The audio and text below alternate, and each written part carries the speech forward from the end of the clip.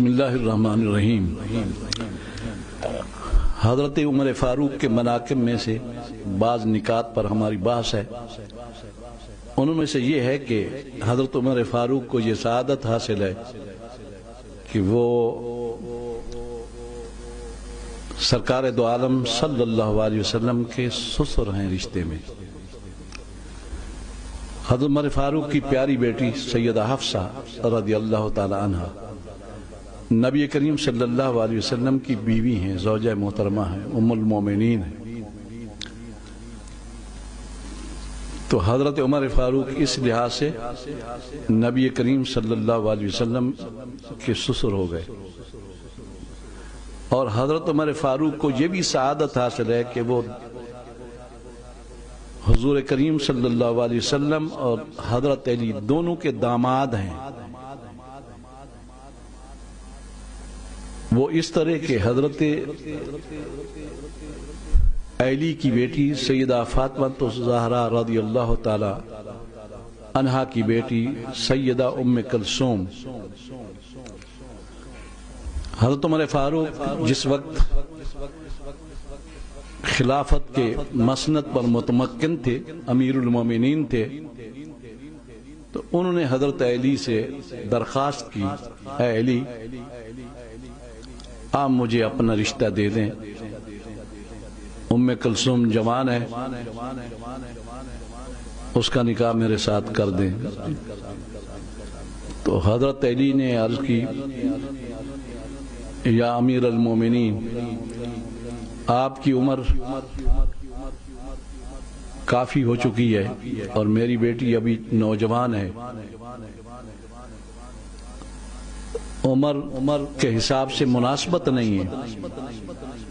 تو عمر فاروق نے جواب دیا، علی مجھے رشتے تو بہت مل سکتے ہیں، لیکن میں یہ رشتہ اس نیت سے کر رہا ہوں کہ تاکہ حضور اکرم صلی اللہ علیہ وسلم کا میں داماد ہو جاؤں، ان کی بیٹی جو پوتی ہوتی ہے وہ بھی بیٹی ہوتی ہے، جب میرے حرم میں آ جائے گی تو میں حضور کا داماد ہو جاؤں گا، اور میرا حسب اور نسب حضور کے ساتھ مل جائے گا۔ اور حضور اکرم صلی اللہ علیہ وسلم کی حدیث ہے کہ قیامت کے دن کسی کا حسب اور نسب کسی کو فائدہ نہیں دے گا، لیکن میرا نسب لوگوں کو فائدہ دے گا۔ تو آپ کے ساتھ رشتہ داری کی وجہ سے ہو سکتا ہے میری مغفرت ہو جائے۔ اس وجہ سے حضرت عمر فاروق نے رشتہ مانگا، اور حضرت علی رضی اللہ تعالی عنہ نے کرم اللہ وجہہ نے اپنی بیٹی حضرت عمر فاروق کے ساتھ نکاح کر کے دے دی۔ تو اس وجہ سے حضرت عمر فاروق کو داماد رسول اور داماد علی یہ بھی سعادت حاصل ہے۔ حضرت عمر فاروق رضی اللہ تعالی عنہ کے مناقب میں سے یہ ہے کہ نہایت غیرت مند عاشق رسول تھے۔ عشق رسول اور محبت رسول تو سب صحابہ کا طور امتیاز تھی، لیکن محبت کے تقاضوں میں سے، لوازمات میں سے ایک تقاضا یہ بھی ہوتا ہے کہ محبوب کے دشمن کو بندہ برداشت نہ کر سکے، یہ ایک تقاضا ہوتا ہے۔ یہ چیز حضرت عمر فاروق کے اندر اتم طریقے پائی جاتی تھی۔ چنانچہ آپ نے بارہا سنا ہوگا کہ نبی کریم صلی اللہ علیہ وسلم کے پاس دو آدمی آئے، ایک یہودی تھا اور دوسرا کلمہ پڑھنے والا تھا۔ دونوں کا باہم ایک تنازع تھا کسی بھی چیز میں، دونوں کے بیانات رسول اللہ نے سماعت فرمائے اور یہودی کے حق میں فیصلہ دے دیا۔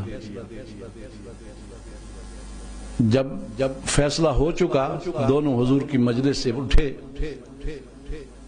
تو وہ جو کلمہ پڑھنے والا آدمی تھا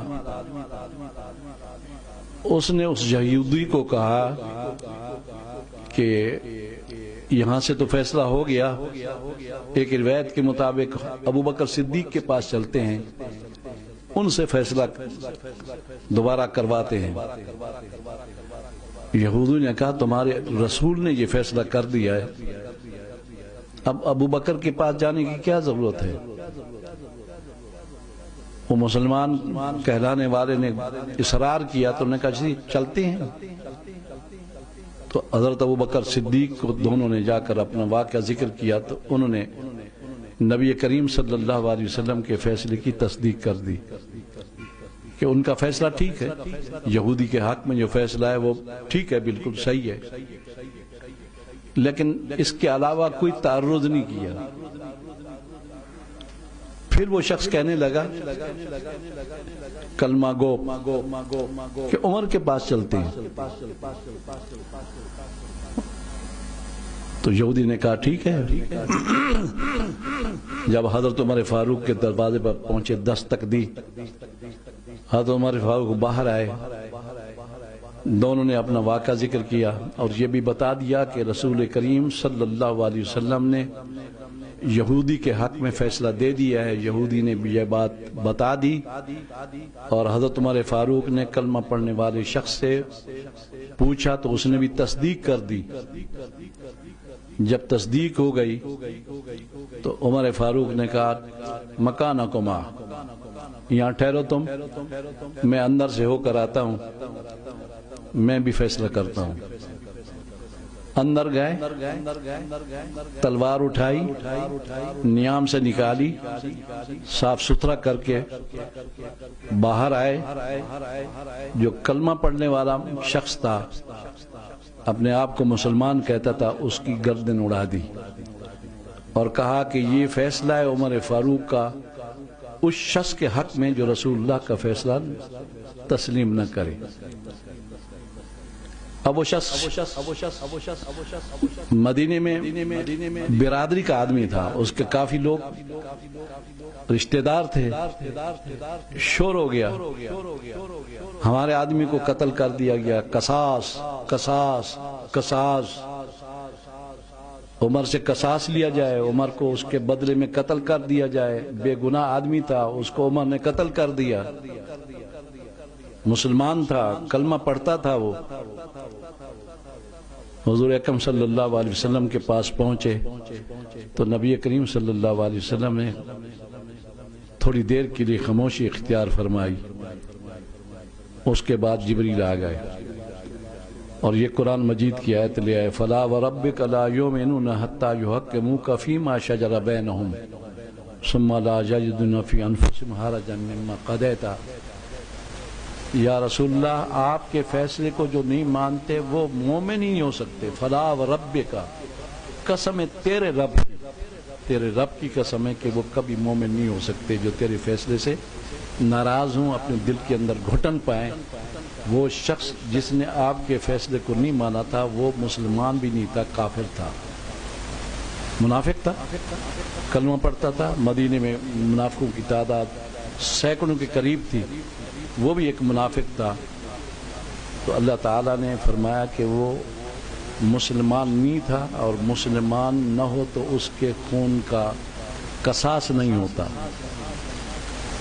اور اس سے ایک مسئلہ ہمارے علماء نے یہ مستنبط کیا کہ کافر کو اگر قتل کیا جائے اور وہ کافر گستاخ رسول ہو، کافر کئی قسم کے، نماز کا منکر کافر، اللہ تعالیٰ کی وحدانیت کا منکر کافر، اللہ تعالیٰ کے وجود کا منکر کافر، لیکن جو شخص رسول اللہ کا گستاخ ہو اور کافر ہو اس کو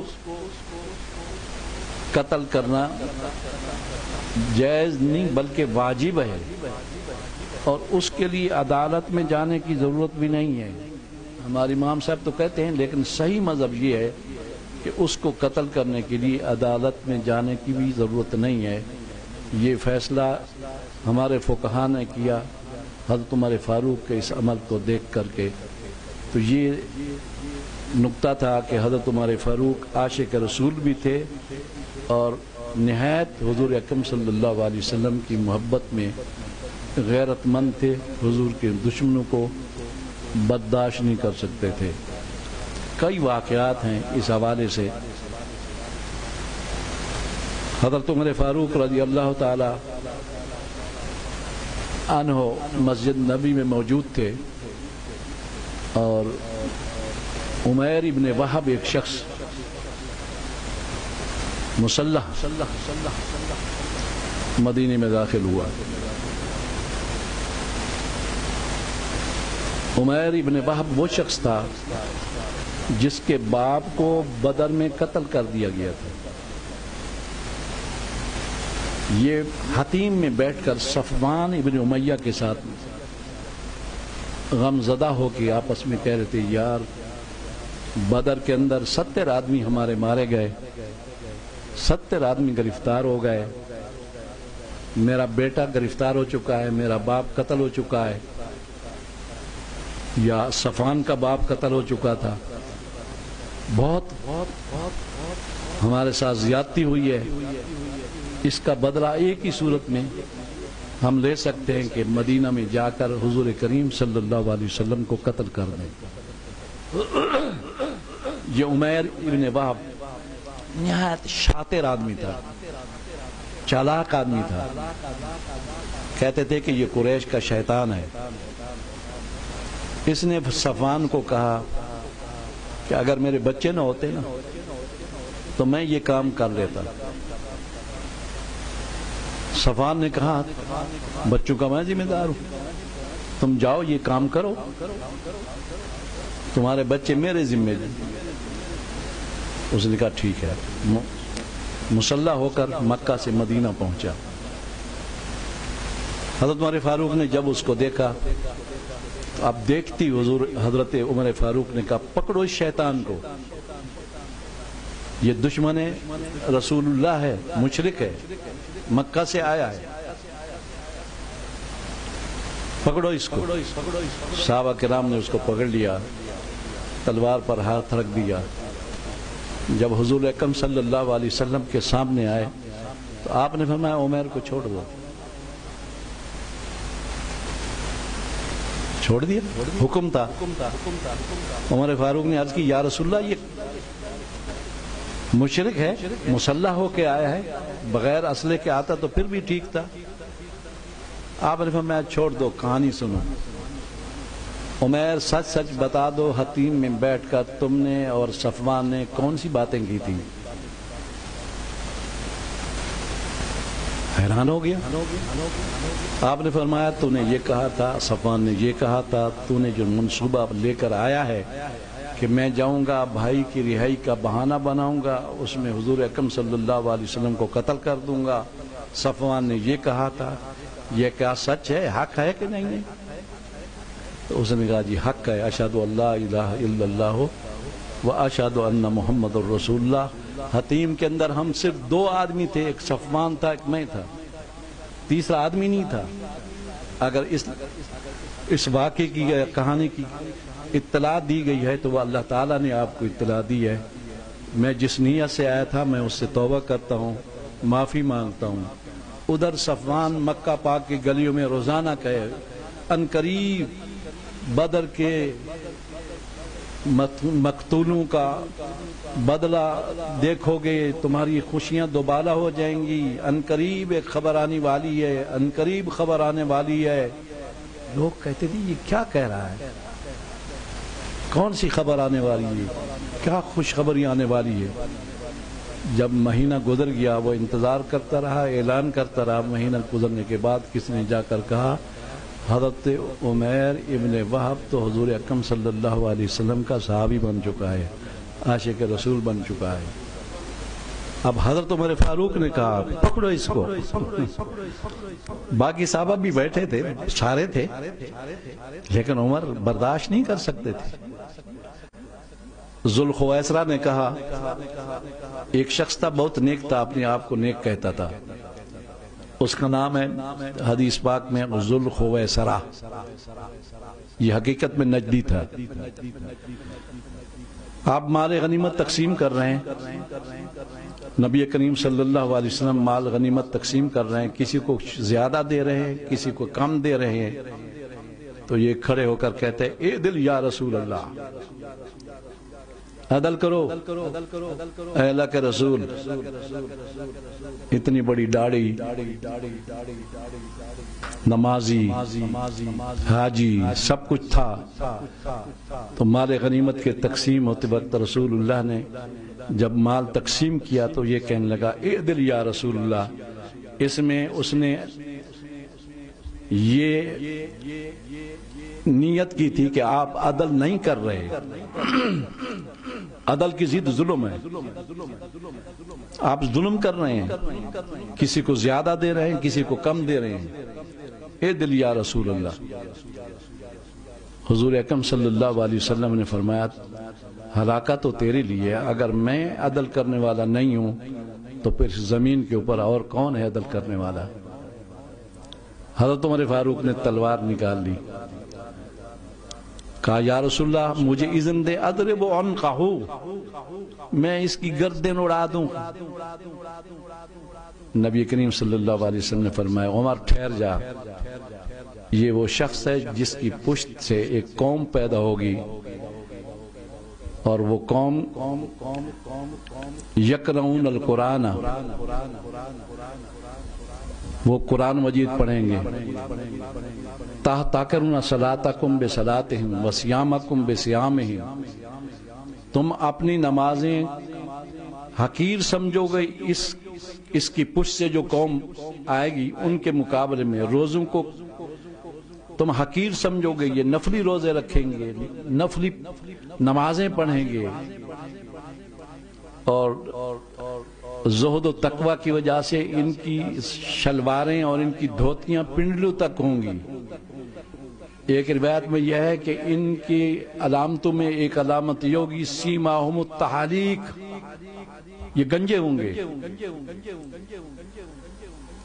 یہ آپ نے فرمایا، لہٰذا اس کے قتل کرنے کا ابھی حکم نہیں ہے، اس لیے کہ اس کی پشت سے اللہ تعالیٰ نے ایک قوم کو نکالنا ہے اور وہ دشمن رسول ہوگی، اس لیے اس کو چھوڑ دو۔ اللہ تبارک و تعالیٰ نے عمر فاروق کو جو غیرت عطا فرمائی تھی اس کا ثانی نہیں ہے صحابہ کرام کے اندر کہ عاشق رسول تھے اور نہایت غیرت مند تھے۔ اللہ تعالیٰ آپ کی اتباع کرنے کی توفیق عطا فرمائے۔